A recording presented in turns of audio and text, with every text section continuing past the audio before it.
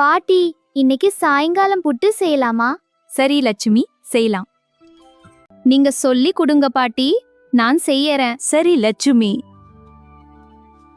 ராகி மாவை 2 கப் எடுத்து கம்மியான தீயில வச்சு வறுக்கணும் லட்சுமி. சரி பாட்டி. பாட்டி சொன்ன மாதிரி 2 நிமிஷம் மாவை வறுத்த ஆயிடுச்சு. இனிமேல் புட்டு செய்யலாம். பாட்டி சொன்ன மாதிரி 2 கப் ராகி மாவு எடுத்துக்கிட்டு கொஞ்சம் கொஞ்சமா தண்ணி தெளிச்சு உதிரி உதிரியா பிசைய வேண்டும்.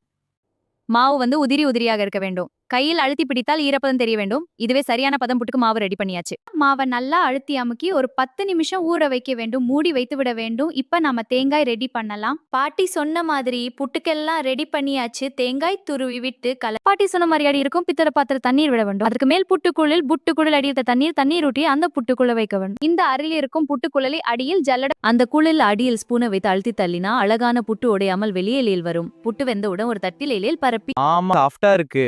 நன்றிங்க லட்சுமி. புட்டு சூப்பரா உடையாம வந்திருக்கு. நன்றி பாட்டி.